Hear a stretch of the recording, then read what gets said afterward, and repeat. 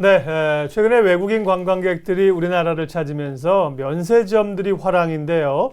오늘은 서울 도심 속 사후 면세점에 대해서 다각도로 이야기하겠습니다. 네, 수도권 인사이트 백병규 시사평론가와 함께합니다. 안녕하세요. 안녕하십니까. 네, 우리가 알고 있는 시내 면세점들 정말 사업자를 따기 위해서 경쟁이 굉장히 치열했었죠. 그리고 많은 이슈도 됐는데 최근에는 이 사후 면세점이 많이 생기고 시장이 커지고 있습니다. 이게 뭔가 궁금한데 일단 현황부터 좀 보겠습니다. 네, 이 서울 시내에 있는 사후 면세점 2014년에는 한 4,200여 개 정도였는데요. 네. 이 지난해는 이게 그 5,700여 개. 그러니까 1년 사이에 무려 그 1,400여 개 곳이 이제 증가를 했습니다.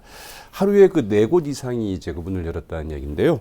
네, 그러면서 그 사후 면세점 시장이 굉장히 커지고 있는데요. 특히 이제 그 지난 2월부터 이 외국인들의 쇼핑 편의를 위해서 이 외국인 부가세 즉시 환급제가 이제 도입이 됐습니다. 그러면서 이 그동안 그 세금 환급에 어려움을 겪던 외국 관광객들 이 사후 면세점 이용이 더욱더 이제 편리해졌습니다. 그러면서 이 관련 시장, 즉 그 사후 면세점 시장도 더 크게 늘어날 것으로 이렇게 좀 예상이 되고 있죠. 네. 네. 그런데 이 사전 면세점 그리고 사후 면세점 분명히 다른 점이 있을 것 같은데 어떤 점이 다를까요? 사후에 면세를 받는 건가요? 네, 어떤 저희가 이제 방식인가요? 보통 생각하고 있는 면세점은 그 듀티프리라고 되어 있죠. 네. 그게 사전 면세죠. 맞습니다. 네. 이 사후 면세점은 텍스프리라고 한다고 그럽니다. 근데 영어만으로는 잘 구별이 안 되는데요. 네, 이제 쉽게 얘기를 하면 이 사전 면세점 같은 경우에는 저희가 보통 생각하는 일반적인 면세점입니다. 네. 그러니까 뭐 공항 출국장 나가서 있는 거라거나 아니면은 이제 말씀하셨처럼 이 시내에 서울 시내에 있는, 있는 그 지정받은 몇 곳의 이 면세점들이죠. 이제 그 제한돼 있죠. 그러면 여기에 가서 외국인 관광객들이 이제 그 비자나 여권을 이제 제시를 하고 물건을 사면은 처음부터 부가세나 뭐 개별 서비스 같은 세금이 모두 그 제한 상태로 이제 면세 상품으로 이제 물건을 좀 구매할 수 있지 않습니까? 그런데 그 이 사후 면세점이라고 하는 곳은 일단은 이 세금이 다 붙은 이런 그 가격으로 구매를 하게 됩니다. 그러나 이제 다만 이 사후 면세점으로 그 지정된 곳에서는 이 말하자면은 이분이 일단 세금을 다 낸 가격으로 이 제품을 구매했다라고 하는 매출 전표를 이제 건네주게 되고요. 이 매출 전표를 가지고 이 출국장의 그 세관에 가서 제시를 하면 미리 지불했던 이제 부가세나 여러 가지 세금들을 돌려받는 환급받는 이런 곳이 이제 그 사후 면세점이라고 되어 있죠. 네. 공항에도 가면 이제 세금 환급받는 장소가 있거든요. 맞습니다. 네. 그런 게 이제 사후 면세점인데 그걸 이제 거기까지 굳이 안 가도 즉시 환급제라고 하니까 더 쉽게 환급을 받을 수 있다는 거잖아요. 맞습니다. 네네. 그래 이제 그 사후 면세점으로 지정된 그 판매업소에 가면은 그 한쪽에 바로 이제 거기에서 바로 이제 그 환급을 그 말하자면 세금을 뺀 가격에 일반 면세점과 거의 동일한 그러니까요. 방식으로 이제 물품을 구매할 수 있기 때문에 상당히 그 외국인 관광객들이 이제 이용이 좀 편리해졌죠. 옛날에는 이 구매를 하고서도 뭐 이제 그 공항 수속 절차를 받다 보면 굉장히 바쁘지 않습니까? 그래서 이제 그 제대로 못 받는 경우가 있었는데 이렇게 되면서 사실은 더 엄격히 말하자면은 물론 이제 그 사후 면세점에서는 구매할 수 있는 가격이나 이런 부분들이 한정이 되어 있습니다. 일단 1인당 건별로 20만 원 이내에서 그 다 모두 해서 100만 원 이내만 이제 구입할 수 있기 때문에 그런 그 구입에 있어서 제한은 있지만 그러나 일반적인 편의점 그 판매점에서도 이 면세된 가격에 살 수 있기 때문에 굉장히 편리해졌다고 볼 수 있겠죠. 기존에 이제 유통업체들이 사후 면세점 시장에 열심히 지금 뛰어들고 있어요. 그 말은 이제 이 방법도 편리해지고 소위 뭐 돈이 되니까 뛰어드는 거겠죠? 맞습니다. 이제 당연히 뭐 우선 이제 그 가장 그 중요한 부분들은 이 사후 면세점 그 인가가 어렵지가 않습니다. 해당 세무서에 가서 신고만 하면 됩니다. 신고만 하면 됩니다. 네, 신고만 하면 바로 그 사후 면세점 그 자격을 취득할 수 있기 때문에 어렵지 않고 말씀드렸던 것처럼 외국인들이 와서 누구나 들어와서 이게 사후 면세점이다. 뭐 텍스프리라고 이제 돼 있으면 여기서 세금을 말하자면 면세로 물건을 살 수 있겠구나.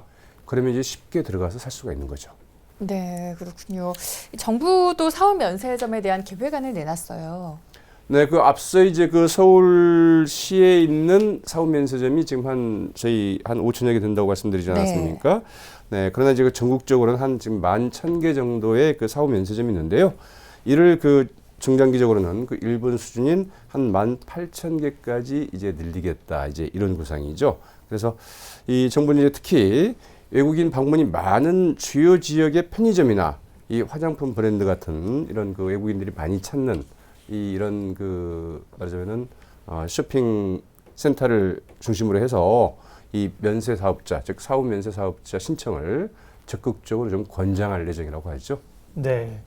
사후 면세점 롤 모델이 일본인 것 같아요. 보면 일본에서 크게 성공을 거뒀다는 건데 일본은 어떻게 운영이 되고 있고 또 성장 비결은 어떤 거였을까요? 네, 일본이 이제 이 사후 면세점 제도를 도입한 것은 그 2014년이었는데요. 네. 네, 일본이 사실은 그 내수 침체 때문에 굉장히 좀 어려움을 겪지 않았습니까? 네. 그러면서 이제 소비세 개정을 하죠. 네. 그러면서 이제 이 사후 면세점 제도를 도입을 하게 되고요.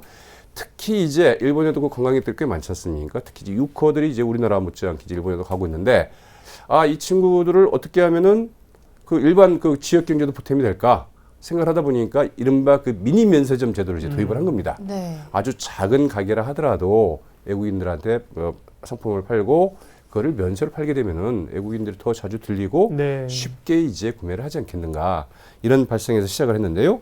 굉장히 호응을 많이 얻었죠. 그래서 2014년 처음에는 한 5,800여 개 사후 면세점을 시작을 했는데요. 이게 뭐 무려 한 1, 2년 사이에 18,000여 개, 이 3배 이상으로 급증을 했고요. 외국인 관광객들로부터도 굉장히 좋은 반응을 좀 얻었다고 하죠. 그리고 이 사후 면세점 매출도 1년 만에 뭐 200%, 그러니까 2배 가까이 이렇게 좀 그 증가를 하고 있는데요.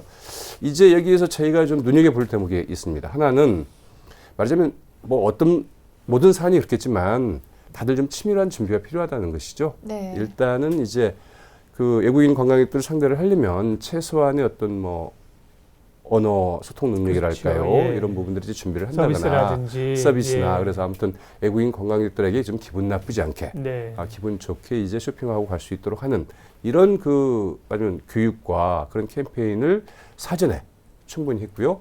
또 하나는 그 대외 홍보입니다. 외국의 그 일본 정부 차원에서 외국에 우리 이런 그 사후 면세점 제도를 실시를 한다. 그러니까 꼭 이 일반적인 면세점이 아니고 이 가게에 가도 이 텍스 프리라고 붙어 있는 사후 면세점에 가면은 아주면 세금이 면제된 가격으로 이제 제품을 구입할 수 있다. 이런 홍보를 아주 그 대대적으로 했다고 그러죠. 네. 네, 이렇게 치밀한 준비도 해야 될 것 같고요. 이렇게 치밀한 준비를 해서 사후 면세점을 계속해서 늘린다는 계획을 정부도 발표를 했습니다. 사후 면세점이 늘어나고 또 그만큼 우리나라를 찾는 외국인 관광객이 많아지면 우리 도시 그리고 나라의 경쟁력을 위한 또 하나의 방안이 될 것 같은데 역시나 좀 우려되는 부분도 있습니다. 사후 면세점 때문에 주민들이 좀 화가 났다 이렇게 민원을 제기한다고 하는데 우선 연희동이 좀 들썩들썩하죠. 왜, 네. 왜 그럴까요? 네. 네. 이제 이 부분이 이렇습니다. 그러니까 가장 문제가 되는 것은 이 사후 면세점 제도를 이제 그 대형 아주 크게 사후 네. 면세점을 말하자면 이제 그 운영하는 곳이 있습니다. 그리고 이 부분들은 대부분 다 이 외국인 관광객을 유치하는 여행사하고 연계가 돼서 아주 집중적으로 이제 거기에 관광객들을 실어 나르는 거죠. 네. 그러니까는 이 외국인 관광객들이 어디 뭐 좀 보고 싶은 데를 가서 그 옆에 있는 자그마한 사후 면세점을 이용하는 게 아니라 마치 사후 면세점을 이 사전 면세점처럼 운영하려고 하고 있는 예. 이 대형 매장들이 있는데 여기에서 관광객들 집중적으로 실어 나르다 보니까 이 뭐 관광버스들이 계속 뭐 정차해 있다거나 진입이 많다거나 이러다 보니까 굉장히 교통에 불편을 초래하고 주민들이 굉장히 힘들어하는 부분들이 있는 거죠. 그러다 보니까 이제 그 연희초등학교 인근에 이 사후 면세점이 있고 들어설 예정인데요. 이 주민들이 강력히 반발을 하고 있습니다. 이 지하 1층, 지상 4층, 연면적 6,100제곱미터 규모입니다. 그러니까 이거는 뭐 이 일반적인 그 면세점보다도 사전 면세점보다 훨씬 더 규모가 큰 사후 면세점이 들어선다고 봐야 되겠죠. 네. 그러다 보니까 아무래도 뭐 이 백화점식 그 사후 면세점을 이제 운영할 계획인데 예. 이 연희초등학교 학부모들 지난해 12월부터 이제 그 서대문구청에 안 된다 이렇게 되면은 학교 아이들 바로 학교 그 아이들이 다니는 진출입로인데 여기에 이렇게 대형 면세점이 들어서고 외국인 관광객들을 실어나는 관광버스를 왔다 갔다 하다 보면은 피해가 너무 크다. 아이들 안전사고도 우려된다. 이러면서 좀 반발을 하고 있죠. 결국 지역에는 도움이 안 되고 사후 면세점 낸 그 대자본들만 돈을 버는 그런 구조이네요. 맞습니다. 그러니까 이제 주민들이 볼멘 소리를 하실 수밖에 없는데 네. 그러다 보니까 주택가나 학교나 뭐 일부 지역에는 사후 면세점 설립을 제한할 필요가 있지 않겠느냐 이런 주장도 나오고 있다고 하는데요. 예, 그런 법적인 근거는 아직 없는 거죠. 어떻게 생각하세요? 맞습니다. 네. 사실은 이제 그 사후 면세점 제도는 일본에서 도입 배경이 그렇듯이 네. 이게 뭐 대형 마치 준 사전 면세점 같은 이런 그러게요. 그 대형 면세점을 운영하는 게 아니고, 네, 이 외국인 관광객들이 뭐 곳곳 아주 작은 곳들을 가서 이제 보다가 거기에서 쇼핑 편의를 이제 도모하기 위한 것이거든요. 네. 이제 그런 것들을 이 대형 면세점 사업으로 대형 사후 면세점 사업으로 이제 활용하고 있는 이런 어떻게 보면 제도의 그 허점을 좀 뭐랄까요, 좀 악용한다고 그럴까요? 이제 네. 이런 부분들이 문제가 되고 있는데요.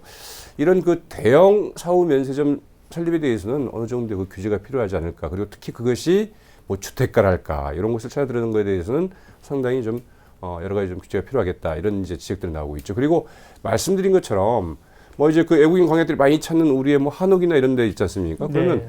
그런데도 이 작은 가게들이 그 사후 면세점을 이용을 해서 네. 매출을 좀 늘릴 수 있도록 해야 되는데 거기에 뭐 대형 면세점이 들어서 가지고 그러게요. 그쪽으로 뭐 다 그 외국인 관광객들을 몰아간다거나 하면은 오히려 좀 부작용이 더 커질 수 있기 때문에 그런 점에 대한 어떤 그 규제 같은 경우는 좀 필요하지 않겠는가 이런 네. 지적들이 나오고 있습니다. 네. 그런데 이렇게 주민들만 불만이 아니고요.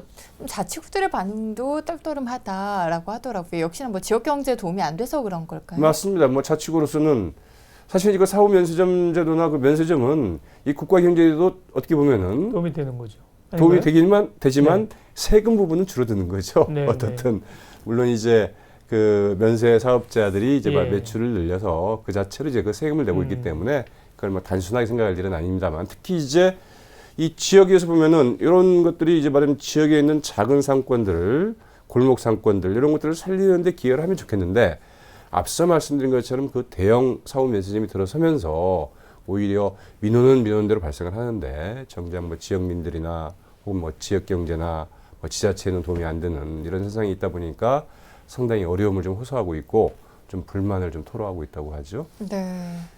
우리가 지금 대형마트와 지역의 그 소규모 지역 상권들, 전통시장하고의 한 차례 그 갈등들이 지금도 진행 중이고 있었잖아요. 맞습니다. 그런 가운데 지금 이 사후 면세점이 이렇게 대형화되면 똑같은 것이 또 재현되는 그런 우려도 되는데, 예. 뭐 정부에서는 키우겠다고 하는 거고요. 또 주민들이나 지자체는 더 불편해하시고 어떤 대책을 세워야 될까요? 정리하겠습니다. 네, 이제 그 부분들 앞서 말씀드린 것처럼 이 사후 면세점 취지에 맞게 제도가 네. 운영될 수 있도록 필요하다면 뭐 대형 사후 면세점 같은 경우가 이제 앞서 말씀드렸던 이런 그 일반적인 골목 상권이 그 현존하고 있는 이런 데 그 진입하는 것들을 좀 막도록 한다거나 아니면 이제 뭐 주택가랄까 뭐 이런 쪽에 진출하는 것도 어느 정도의 어떤 규제들이 좀 필요할 것 같고요. 또 일정하게는 또 이제 그 대형 사후 면세점도 필요합니다. 그런 부분들은 충분하게 주차 시설이나 뭐 진입 요동을 갖춰서 이 지역민들이나 주민들이 불편을 겪지 않도록 이렇게 좀 배려를 하고요. 또 이 지역 상권과 이런 그 대형 사후 면세점들이 서로 윈윈할 수 있는 이런 그 어떤 협력 모델 같은 경우를 좀 뭐 지자체나 아니면 정부에서 적극적으로 나서서 만들어 나가는 노력이 좀 필요하지 않을까 이런 생각을 해볼 수 있겠죠. 네, 뭐 관광객들의 편의도 중요할 거고요. 관광객들을 위해서 이렇게 사후 면세점을 많이 만드는 것도 중요하겠지만 무엇보다도 지역 주민과 지자체의 이야기에도 좀 귀를 기울여야 될 것 같습니다. 오늘은 백병규 평론가와 이야기 나눠봤습니다. 고맙습니다. 고맙습니다. 네, 고맙습니다.